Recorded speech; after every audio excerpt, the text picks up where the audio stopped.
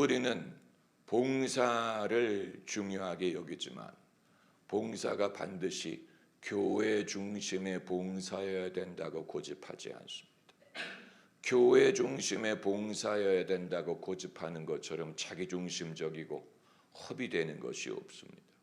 대형 교회가 만일 그 많은 성도들의 봉사를 교회를 중심으로 운영하는 것으로 생각한다면 이건 엄청난 인력을 허비하는 것이 됩니다.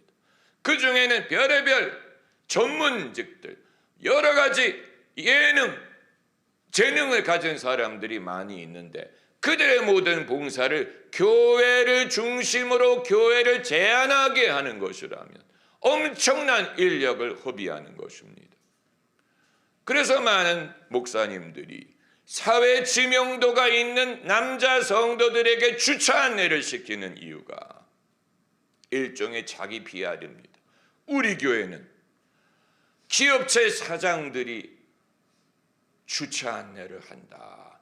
이런 이미지를 심어주기 위한 것입니다. 이것이 목회자의 권위인 것처럼 이 사람들이 예수님을 믿어서 세상에서는 결코 하지 않을 일을 교회에 와서 하게 한다.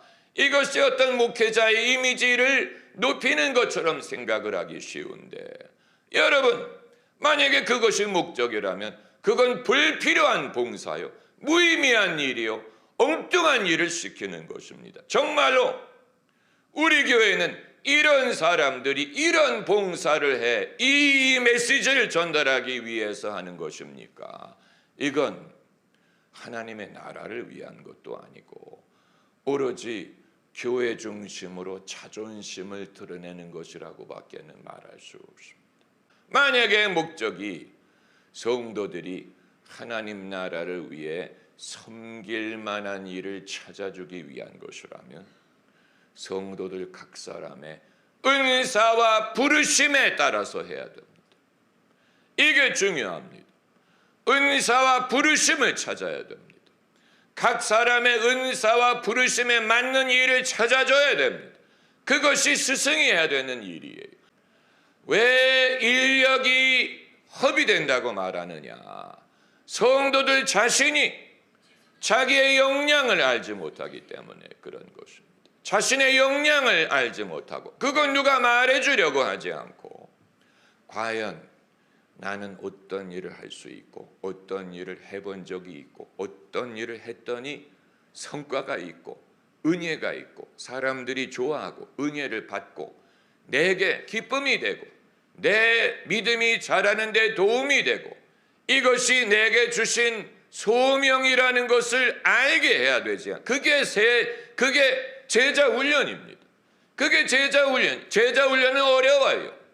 일괄적으로 여러 명을 대상으로 제자 훈련할 수 없습니다.